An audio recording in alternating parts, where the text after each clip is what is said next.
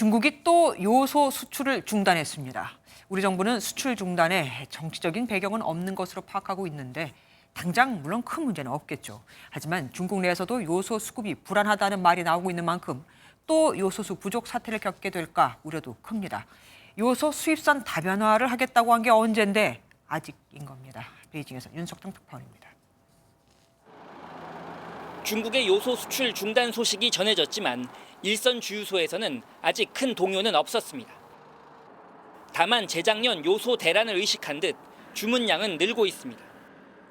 주문이 엄청나게 들어오니까 자꾸 이제 매일 가격이 높아지니까 올라가는 추세입니다. 중국이 지난달 30일부터 차량용 요소의 수출을 보류시켰다는 소식이 알려지자 주중 한국 대사관은 곧바로 중국 유관부처에 차질 없는 통관을 요청했습니다. 우리 정부도 당장 재고 물량이 3개월치 이상이라 큰 문제는 없다면서도 관련 업계와 함께 사태를 예의주시하고 있습니다. 정부의 비축이나 기업의 재고 물량이 그때보다는 확실히 더 많고요. 그다음에 민간과 기업, 정부 사이에 어떤 얼라이언스, 연합체도 구성이 되어 있는 상황입니다. 하지만 중국 현지에서는 중국 내 요소 수급이 불안해 내년 1분기까지도 요소 수출 제한이 이어질 수 있다는 말까지 나오는 상황.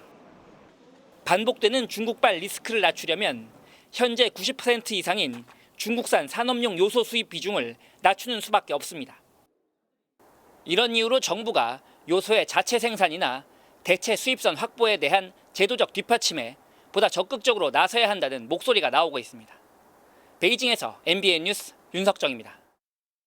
안녕하세요. 김주하입니다. 공정하고 신속한 MBN 뉴스, 유튜브를 통해서도 만나보실 수 있습니다. 특히 더 많은 뉴스와 라이브를 보고 싶으시다면 오른쪽을 눌러서 구독하시면 됩니다. 어렵지 않죠? 빠르고 정확한 뉴스로 계속 찾아뵙겠습니다. MBN 뉴스를 시청해주신 여러분 고맙습니다.